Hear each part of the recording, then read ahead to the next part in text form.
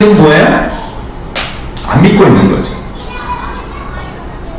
조금 전에 예수님께서는 다시 살아나리라 라고 말씀하셨는데 그 말씀을 지금 직접 듣고 있는 당사자이면서 내가 생명의 주다, 내가 부활이다 라고 말씀하시는 그 예수님 앞에서 당신은 그리스도라고 하나님의 아들이라고 내가 알고 내가 믿는다라고 고백했더니 마르다마저도 무덤에 돌문을 옮기는 것을 꺼렸던 거죠. 이미 썩는 냄새로 진동하고 있을 터인데 그 돌문을 열면 그 썩는 냄새가 나지 않겠느냐 하는 그런 생각이었던 거죠. 때때로 우리는 이 썩는 냄새를 피하고 싶어 합니다. 싫어하죠. 이사야서 6장에 보면 이사야가 성전에서 하나님을 만나는 경험이 나오죠. 그 우시야 왕이 문둥병에 걸려서 죽은 사람이에요.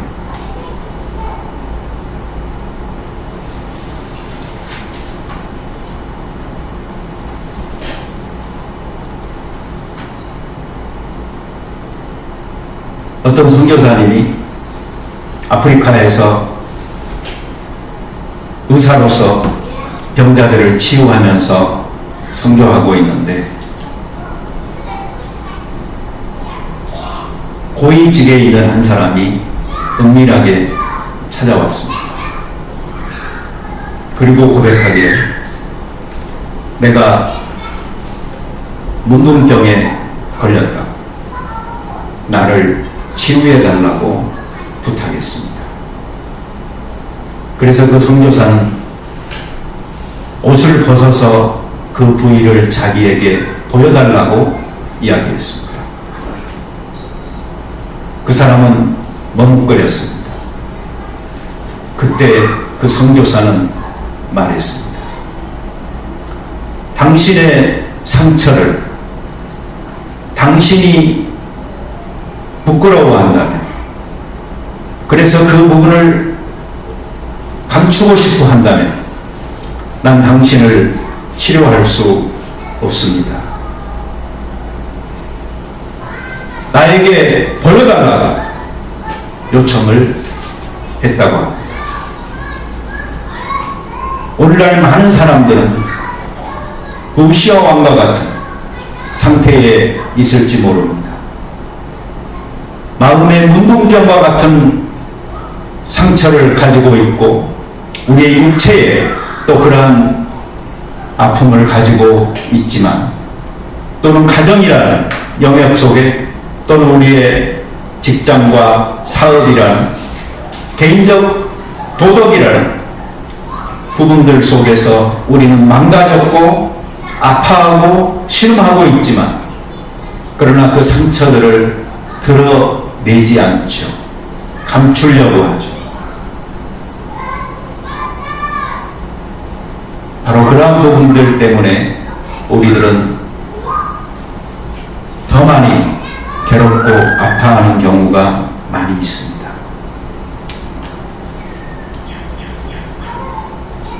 우리가 그러한 부분들을 내어놓고 하나님의 능력을 요청하면서 기도할 때에 성령의 능력은 부활이요 생명이신 주님 그리스도이시요 하나님의 아들 되신 그 예수님의 임재와 더불은 치유를 초청하는 것이고 경험하는 것입니다. 네, 다음 절요. 예수께서 이르시되 내 말이 너가 믿으면 하나님의 영광을 보리라 하지 아니하였느냐. 하나님의 영광을 보리라 라는 단순한 선언이 아닙니다. 너가 믿으면 하나님의 영광을 보리라 라고 하지 않았느냐. 우리 모두는 하나님의 영광을 위해서 산다고 말하죠. 이 하나님의 영광이라는 게 뭐 대단한 건 아닙니다. 갑자기 뭐 최고봉에 산 꼭대기에 걸리는 찬란한 태양의 빛처럼 뭐가 반짝이는 그러한 것이 아닙니다.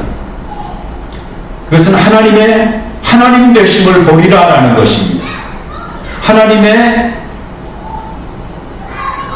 아름다움, 하나님의 거룩함, 그 선하신 하나님이 높임받고 찬양받는 것을 너희가 보리라라는 말이죠.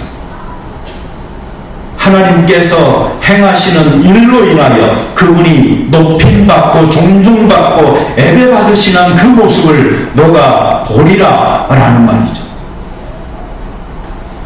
여러분, 우리에게 이런 갈망이 있나요? 우리에게 하나님을 높이고 싶은, 그리고 하나님이 정말 좋으시고 선하시고 자비로우신 분이라는 것이 우리 가운데 더더욱더 널리 알려지고 선포되어지기를 바라는 그 열망들이 있나요? 우리 이것 때문에 하나님을 예배하는 것이고 하나님을 믿는 것입니다. 그런데 하나님이 어떤 다른 사람에게 행하는 일들로 인하여서 그렇게 되는 것만이 아니고 바로 우리들 각자 개개인의 삶을 통하여서 하나님 영광 받기를 원합니다 라는 그 마음의 고백이 있어야 됩니다. 그리고 그것을 믿어야 합니다. 하나님, 저에게 이런 부족함이 있습니다. 이런 연약함이 있습니다.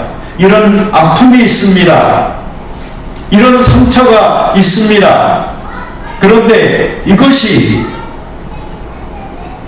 나의 자존감의 무너짐이 아니고 삶에 대한 의욕의 상실이 아니고 오히려 이것을 내가 연약함으로 인정하고 하나님의 도움을 요청할 때에 하나님의 개입으로 인하여 이것들이 치유되고 강해지고 바르게 되어지는 일을 통하여서 나의 생활 속에 개입하시는 여호와 하나님이 드러나고 그 주님이 크신 분으로 영광받기를 원합니다라는 그 마음이 우리에게 있어야 되는 것이죠. 그렇게 된다면요, 우리들 개개인에 있는 모든 결정들은 오히려 하나님께서 일하시는 영역이 되는 겁니다. 하나님께서 쓰시는 사람이 바로 내가 되는 겁니다. 내가 그것을 믿고 그리고 하나님의 영광을 보기를 원할 적에 하나님께서 우리 가운데서 놀라운 일을 행하실 것입니다. 바로 그분 자신이 부활이요 생명이기 때문에, 그분 자신이 오실 메시아예요.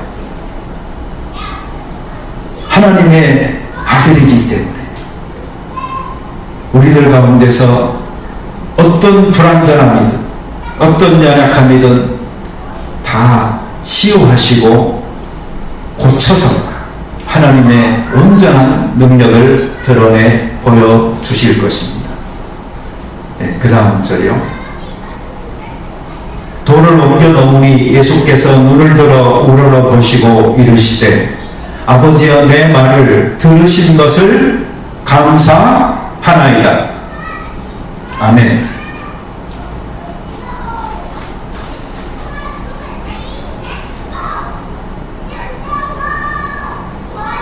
What can we say here? 이 언어의 시제를 봐보세요. 뭐죠? 아버지요, 내 말을 들으신 것을 감사하나이다.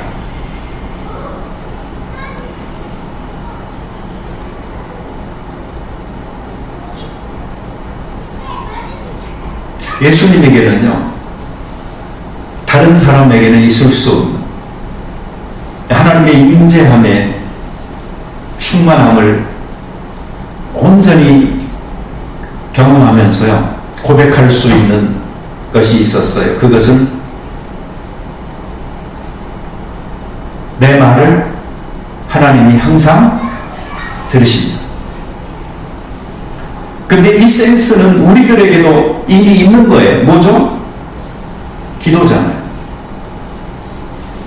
우리는 기도할 때에 하나님께서 내 음성뿐만이 아니라 내 마음 속에 터져나오는 그 강구를, 또는 언어로조차 표현할 수 없는 그 델리케이트한 필요들을 하나님께서는 이미 듣고 계신다는 이 사실을 우리는 다 알고 있잖아요. 기도하세요. 하나님 듣고 계세요. 들으시는 하나님께서는 그 소리 외면하지 않으세요. 예수님께서는 오병이어로요, 그 생명을 먹이고 하실 때에도 어떻게 하셨어요? 감사부터 했어요. 축사하시고 떼어서 나눠주신 것이, 내가 기도할 때 하나님께서 들으실까 말까? 나 같은 사람의 기도도 들으실까? 그런 게 아니었어요. 예수님은 그냥 감사하는 거예요. 그리고 찬양하는 거예요. 그리고 하나님의 그 놀라운 역사를 그냥 보여주고 나눠주기 시작하신 것이지, 그것이 가능할까 말까를 애타게 구걸하고 초청하는 그런 사람이 아니었던 거죠. 하나님을 믿는 모든 자녀들에게 하나님께서는 이미 약속하셨어요. 내가 너의 강구에 귀를 기울이고 있다라는 것을, 무엇이든지 내게 구하라라고 내가 시행하겠다라고 말씀을 하셨어요. 그리스도인의 기도가, 언어가 그래서 힘이 있는 것입니다. 그런데 우리들 스스로가 그것을 믿음과 더불어 행하지 아니하고 의심과 더불어서 그러한 일을 하고 있기 때문에 신앙이 한편으로는 믿는 것 같지만 한편으로는 안 믿는 자로 드러나고 있는 것이죠. 예수님께서는 나는 너희들을 종이라고 하지 않겠다라고 했잖아요. 너희들은 내 친구다라고 했어요. 가장 좋은 친구는 친구를 위하여 자기 목숨을 버리는 자라. 이제 내가 너희를 위하여 내 목숨을 버리겠나? 그러니 너희는 내 친구라고 말씀을 하셨어요. 예수님의 친구가 되어졌고 이 놀라운 기도의 파트너가 되어진 거예요. 하나님과 동역할 수 있는. 그런데 여러분, 우리가 무엇을 구하든 그 마음속에 의심은 제거하시고 온전한 믿음으로 하나님 아버지께 간구하시고 그 기도의 능력들이 실제 우리 생활 속에 나타날 수 있게 되기를 바랍니다. 네, 다음에요. 항상 내 말을 들으시는 줄을 내가 알았나이다. 그러나 이 말씀을 하옵는 것은 둘러선 무리를 위함이니 곧 아버지께서 나를 보내신 것을 그들로 믿게 하려 함이니이다. 예수님께서의 기적을 행하시는 그 목적이 여기에 나타나 있죠. 뭐죠? 그들로 하여금 믿도록 하기 위해서. 그러니까 안 믿는 자들이 믿음을 가질 수 있도록 하나님께서 기적을 행하시는 놀라운 분이다라는 것을 그들의 닫혀진 마음을 열 수 있도록 하기 위해서 지금 이 일을 하시는 거예요. 제가 한 가지 깨달은 게 있어요. 여러분 뭔 줄 아세요? 실제로요, 믿음이 많이 있는 사람들은 기적 별로 못 체험해요. 왜 그럴까요? 그 사람들에게는 그냥 일상이 기적이에요. 하나님께서 무슨 기적적 일을 안 행하셔도요, 매일을 그냥 기적으로 맞이해요. 그리고 기적으로 감사하면서 살아요. 심지어 내가 지금 생명으로 숨쉬고 있다라는 그 순간순간에도요, 감사하면서 하나님을 느끼면서 살아요. 그러니 가장 작은 것들이 기적이 되어지고 삶이 그냥 기적인 것이기 때문에요, 그 사람 주변에서 기적은 별로 안 일어나요. 그런데 별로 안 믿는 사람들 속에서 기적은 일어나요. 왜? 그 기적적 경험을 통하여서 믿음을 가질 수 있도록 할 수 있는 계기가 될 수 있기 때문에 하나님에 대한 새로운 인식으로 신앙에 대한 눈뜨는 경험을 할 수 있도록 하기 위하여서.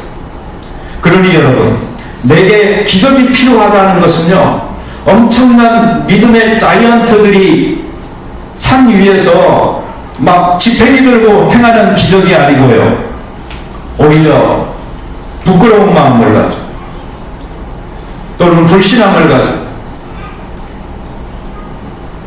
하나님을 향하여, 하나님, 내 삶에, 내 생애에 이러한 기적이 필요합니다.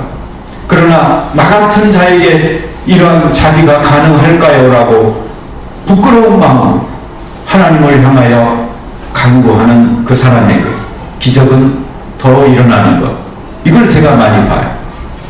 그러니 여러분, 나에게 이 하나님의 놀라운 자비의 기적은 별로 안 일어날 거야 라고 스스로 자격 없어 하는 그 사람에게 기적은 오히려 더 필요한 것이고, 하나님께서는 그 기적을, 그러면 하나님 그 기적 행하십니다. 다음 절이요. 이 말씀을 하시고 큰 소리로 나사로야 나오라 부르시니, 그 다음 절이요. 죽은 자가 수족을 배로 동인 채로 나오는데 그 얼굴은 수건에 쌓였더라. 예수께서 이르시되 풀어놓아 다니게 하라 하시니라.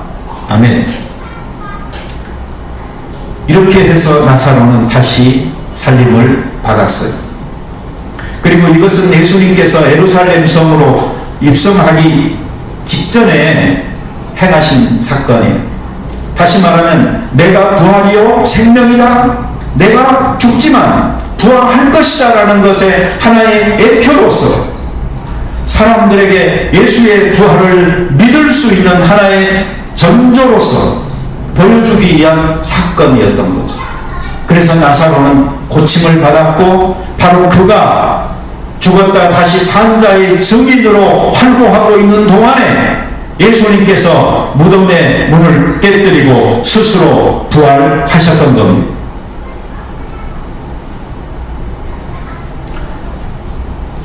무덤의 돌을 깨뜨려야 합니다. 하나님께서는 이러한 축복도 우리들에게 다 주시리라고 믿어요.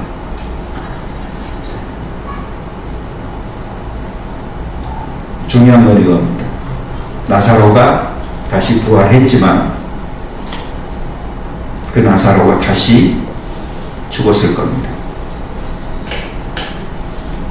육체적 한계라는 그 생명을 가진 인간은 누구나 죽습니다. 우리 많은 그리스도인들이 신앙을 가지면서 때로 굉장히 착각해버리는 것 중에 하나가 뭐냐면은,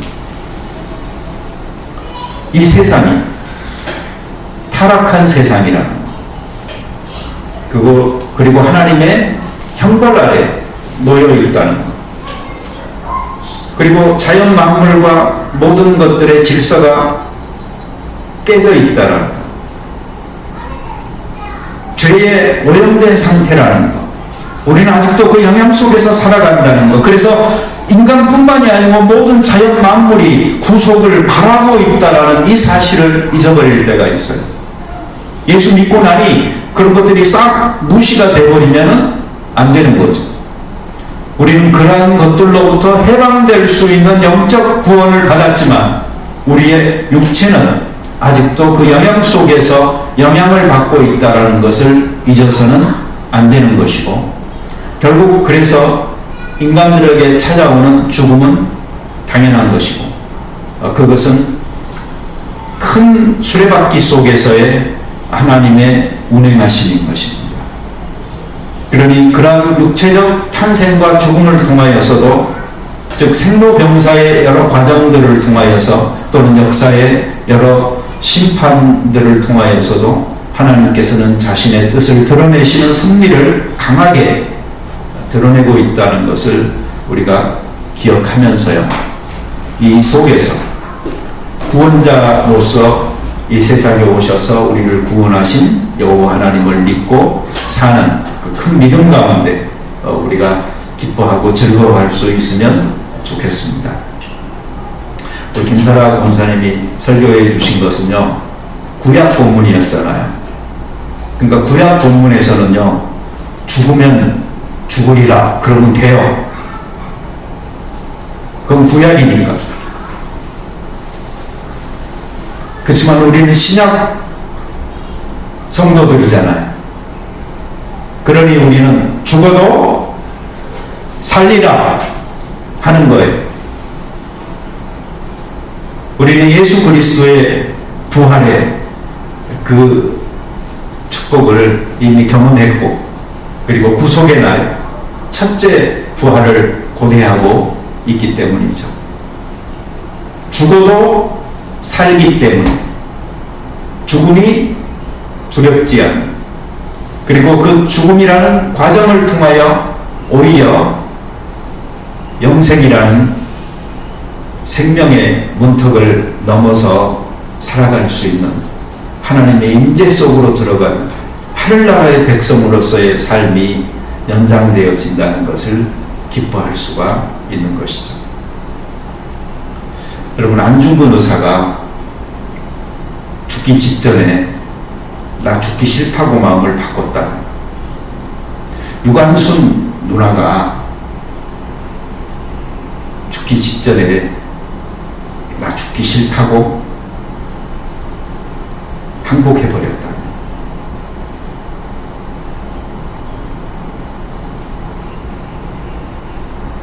그 브레이브 하트의 누구죠? 그 사람이 단두대에서 죽기 직전에 나에게 자비를 달라고 그냥 외쳐버렸다. 그들의 죽음은 의미가 없었을 거예요. 다시 말하면요, 죽음에 충분한 의미가 있을 때 우리는 그 죽음을 두려워하지 않고 맞이할 수 있어야 됩니다.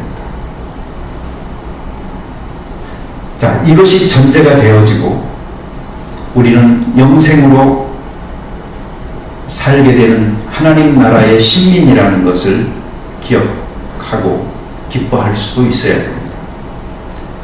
자, 여기까지 믿음 있는 사람들은 다 동의가 저는 되는 줄로 믿고요. 그렇기 때문에 죽음은 두렵지 않은 것이 됩니다.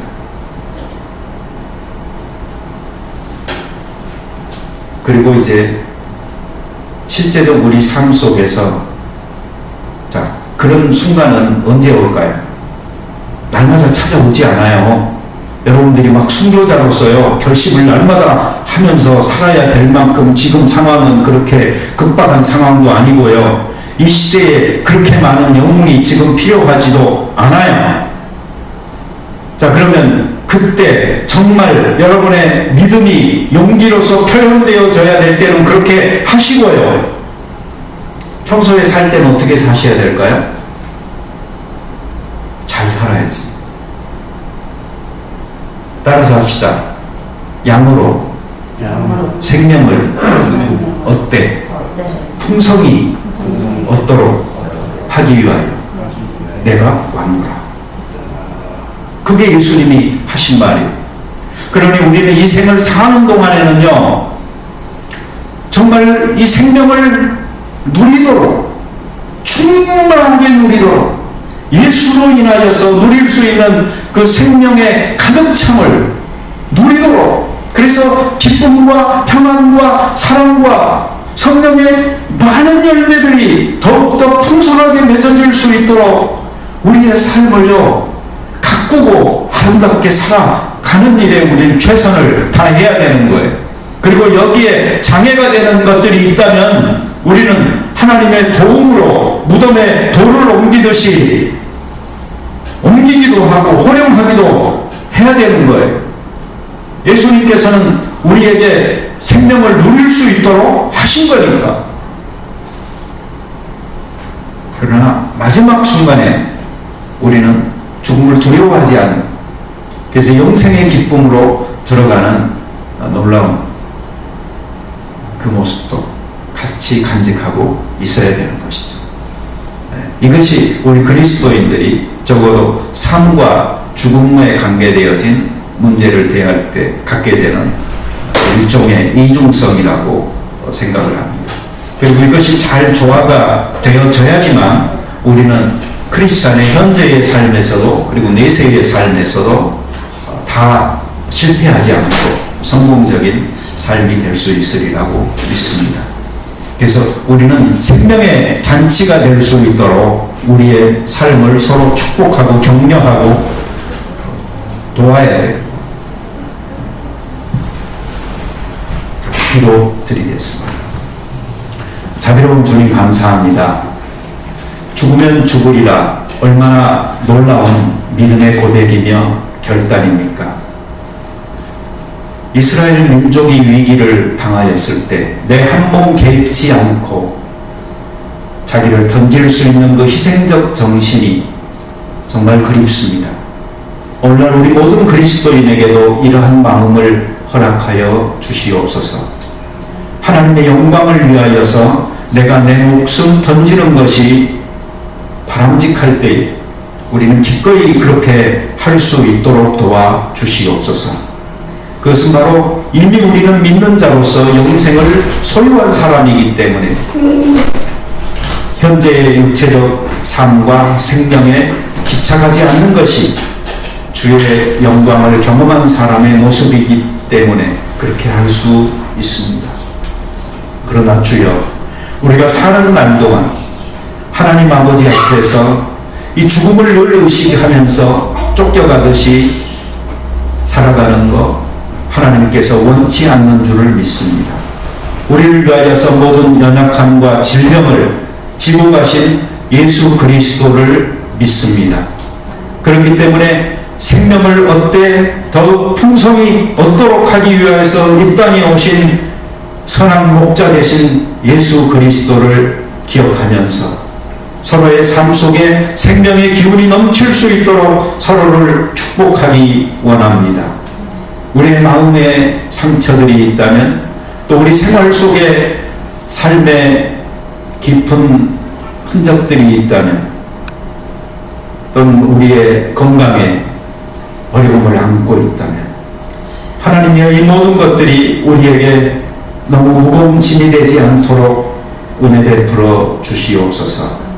십자가 지신 예수 그리스도가 치료의 강선으로 우리의 육체에 우리의 마음에 함께하여 주셔서 온전한 회복과 제대로 된 작동이 이루어질 수 있도록 그래야 우리가 육체를 가지고 사는 날 동안 이 육체를 가지고 하나님의 영광을 위하여 살아갈 수 있도록 축복하여 주시옵소서. 여호와 하나님의 놀라운 도우심이 우리의 믿음의 영역 속에서 영원을 바라볼 수 있도록 하시고 그 영원을 바라보는 시점에서 우리의 삶을 다시 볼 수 있도록 하시고 그리고 이 시점에서 여호와 하나님의 축제를 벌이면서 살아갈 수 있는 생명의 넘침이 우리에게 있도록 도와주옵소서. 예수님의 이름으로 기도드립니다. 아멘.